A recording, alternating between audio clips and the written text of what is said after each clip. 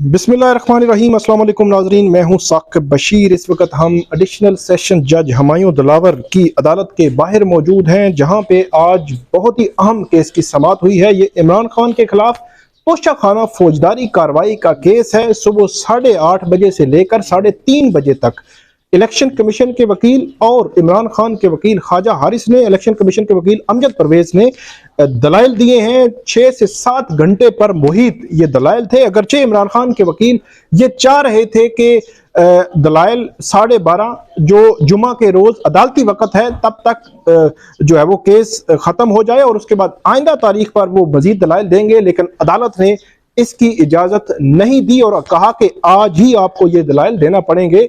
उसके बाद 3:30 बजे तक ये दलाइल हुए। इमरान खान की 2 दरखास्तें थीं जिनको अदालत ने मुस्तरद किया है, खारिज कर दिया है। अब मुश्किल मरला जो इमरान खान पर आन पहुंचा है, एक कि 10 मई को उन पर फर्द जुर्म आयद होगी, और दूसरा अगर ये केस डिसाइड होता है तो इसमें मैक्सिमम पनिशमेंट 3 साल कैद और उसके बाद जुर्माने की जो सजा है वो है। अगर 1 माह की भी सजा हो जाए तो नाअहल हो जाएंगे। तो ये बहुत ही इंपॉर्टेंट केस है जिसमें इलेक्शन कमीशन के वकील भी पूरा चार्ज होके और पूरी तैयारी के साथ आज जो है आए हैं। तकरीबन 2.5 से 3 घंटे उन्होंने दलाइल दिए। ख्वाजा हारिस ने 4 घंटे इस केस में दलाइल दिए। दलाइल क्या हुए और दरखास्तें क्या थी? 2 दरखास्तें थी इमरान खान की। एक कि ये जो सेशन कोर्ट है इस फौजदारी जो कंप्लेंट है इलेक्शन कमीशन की उसको डायरेक्ट नहीं सुन सकती, और दूसरी दरखास्त ये थी कि इलेक्शन कमीशन ने जब नॉमिनेशन फॉर्म कोई भी मेंबर असेंबली जमा करा देता है तो 120 रोज के अंदर वो भेज सकता है। ये 137 की जो दफा है, 137 इलेक्शन एक्ट 2017 का शिक है 137, उसकी आगे सब सेक्शन जो 4 है उसके तहत उनको 120 रोज के अंदर वो इस किस्म की कंप्लेंट जो फाइल कर सकते हैं और उसके बाद उसकी कार्रवाई भी हो सकती है। तो ये 2 दरखास्तें थी। फिर यह भी कहा गया क्या ये ऑथराइज्ड पर्सन ने ये कंप्लेंट नहीं भेजी। तो इमरान खान की दोनों दरखास्तें जो है वो अदालत ने खारिज कर दी हैं और ये कहा है कि ये जो फौजदारी कार्रवाई का केस है ये काबिल समाअत है, यही अदालत सुनेगी, ये अदालत सुन भी सकती है। और इलेक्शन कमीशन ने कंप्लेंट भी ठीक भेजी है। 10 मई को उन्होंने कहा है कि हम इस पे फर्द जुर्म आयद करेंगे। थोड़ा सा बैकग्राउंड उसके बाद समाअत में हुआ क्या है, क्या दलाइल थे, वो आपके सामने रखूंगा। 22 अक्टूबर को इलेक्शन कमीशन ने यह फैसला दिया था तोशा खाना में इमरान खान ने जो तहाइफ लिए थे वो तहाइफ छुपाने का बुनियादी तौर पर यह केस है कि इलेक्शन कमीशन में जो जमा करवाई की तफसीलात है इमरान खान की वो कंट्राडिक्टरी थी, वो कुछ छुपाई गई थी। इलेक्शन कमीशन ने 22 अक्टूबर को यह डिक्लेयर किया था कि इमरान खान ने झूठा बयान हल्फी दिया और उसी बुनियाद पर उनको मियां वाली की सीट से डी सीट कर दिया गया था और उसी बुनियाद पर एक कंप्लेंट बना के यहां भेजी गई थी। एडिशनल सेशन जज जफर इकबाल इस केस की पहले समाअत करते रहे हैं। वो तकरीबन पिछले मंथ तक जो है वो वही समाअत कर रहे थे। रमजान में उनकी ट्रांसफर हुई, उनकी जगह जो हुमायूं दिलावर हैं इन्होंने ली और आज दूसरी समाअत जो है वो एडिशनल सेशन जज हुमायूं दिलावर कर रहे थे। 6 माह से ये केस जो है वो पेंडिंग है। अब जो है वो हतमी मरला आन पहुंचा है कि 10 मई को ये इमरान खान पर फर्द जुर्म आयद होगी, लेकिन हमारे जराए ये बता रहे हैं कि पीटीआई या इमरान खान फौरी तौर पर इसके फैसले को इस्लामाबाद हाई कोर्ट में चैलेंज करेंगे। लेकिन अहम मरला ये है कि क्या इस्लामाबाद हाई कोर्ट इस ट्रायल को रोकेगी या नहीं, क्योंकि 10 मई फर्द जुर्म के लिए तारीख मुकर्रर हो गई है। अब आते हैं कि आज के जो दलाइल थे, ख्वाजा हारिस बड़े तवील उन्होंने दलाइल दिए।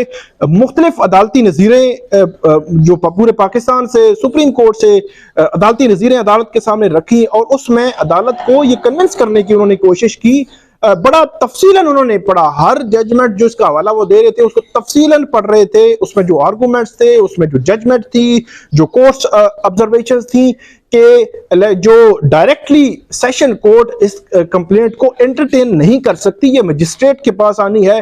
दूसरा उनका जो पॉइंट था वो ये था कि 120 रोज जब गुजर गए हैं तो उसके बाद इलेक्शन कमीशन इस किस्म की जो करप्ट प्रैक्टिसेस की जो कंप्लेंट है वो ख्वाजा हारिस जो है उन्होंने अपने दलाइल में ये कहा कि केस का काबिल समाअत होना और ट्रायल होना ये 2 मुख्तलिफ जो है वो चीज़ें हैं। उसके बाद उन्होंने कहा कि 190 सेक्शन के तहत केस भेजा जाए तब सेशन अदालत जो है वो केस सुन सकती है।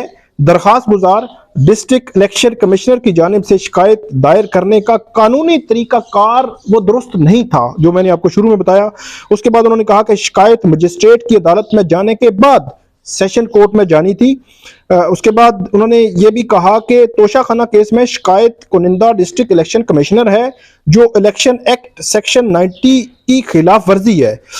उसके बाद इसमें थोड़ा सा वक्फा हुआ, दो वक्फे हुए आज 12:30 तकरीबन 1:30 बजे से 2 बजे, और तकरीबन 11 बजे भी एक जो है वो वक्फा किया गया। 8:30 से 3:30 तक केस की समाअत हुई और 3:30 से मेरे ख्याल 20 मिनट के बाद ये फैसला सुना दिया गया। उसके बाद अमजद परवेज जो है उन्होंने बात की, उन्होंने कहा कि किस्तों में अदालत का दायरा इख्तियार चैलेंज किया जा रहा है। हाई कोर्ट में भी इस अदालत के हवाले से दायरा इख्तियार को चैलेंज नहीं किया गया। इमरान खान जुडिशल कम्प्लेक्स में भी जब इस केस में पेश हुए तो 4 बजे अदालत में पहुंचे थे। इमरान खान साहब सुबह 8 बजे तो लाहौर में घर से निकलते हैं, ये हालात हैं वक्त की पाबंदी के। ख्वाजा हारिस ने कहा कि मुझे अपनी दूसरी दरख्वास्त भी बहस करनी है। जो ख्वाजा हारिस है उन्होंने अदालत को जब तकरीबन 12 बजे एक दरख्वास्त पर वो दलाइल दे चुके थे, वो दरख्वास्त जो अदालती दायरा इख्तियार से मुतल्लिक थी, तो उन्होंने कहा कि दूसरी जो दरख्वास्त है उस पर बाद में दलाइल देंगे। ताहम अदालत ने उनको कहा कि क्योंकि पिछली समाअत पर 3 मई को जो अंडरटेकिंग दी थी उनके वकील, उनके साथी वकील जो है, उनकी लीगल टीम का ऐसा है बैरिस्टर गोहर, कि हम 5 मई को इस पे मुकम्मल जो है वो दलाइल दे देंगे। तो अदालत ने कहा कि आप जो है वो इस पे दलाइल जारी रखें। उसके बाद ख्वाजा हारिस ने शुरू में बात की कि इसको समाअत के खत्म किया जाए क्योंकि अदालती वक्त खत्म हो गया है, और इलेक्शन जो तोशाखाना केस है कोई ऐसा नहीं है कि आप रात तक जो है वो इसको सुनते रहें, इसलिए एक नॉर्मल केस की तरह इसको ट्रीट किया जाए। उसके बाद ख्वाजा हारिस ने यह भी कहा कि कंप्लेंट या कोई शख्स कर सकता है या कमीशन कर सकता है। इलेक्शन कमीशन एक चेयरमैन और मेंबरान पर मुश्तमिल है। क्या इलेक्शन कमीशन ने कंप्लेंट फाइल करने का इख्तियार किसी को दिया, ये उन्होंने सवाल उठाया। फिर ये कहा कि सेक्रेटरी इलेक्शन कमीशन ने कंप्लेंट फाइल करने का इख्तियार दिया जिसकी कानून इजाजत नहीं देता। इलेक्शन कमीशन ने 21 अक्टूबर 2022 के फैसले में किसी को कंप्लेंट फाइल करने का इख्तियार नहीं दिया, उस फैसले का उन्होंने हवाला दिया। फिर कहा इलेक्शन कमीशन ने नहीं कहा कि, बल्कि सेक्रेटरी इलेक्शन कमीशन ने कंप्लेंट फाइल करने का इख्तियार जो है वो दिया, और उन्होंने कहा कि सेक्रेटरी इलेक्शन कमीशन की जो डेफिनेशन है उसमें नहीं आता।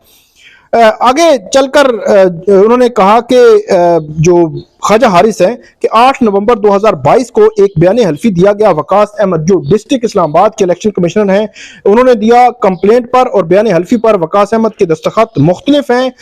इमरान खान के खिलाफ शिकायत इलेक्शन एक्ट 2017 के तहत दायर की गई और जो 120 रोज के अंदर दायर होनी थी, 120 रोज गुजर चुके हैं, तो इसलिए ये अब जो है वो नहीं सुनी जा सकती। ये पॉइंट था ख्वाजा हारिस का, जो उनके दलाइल जो है वो 4 घंटे पर मुहित थे।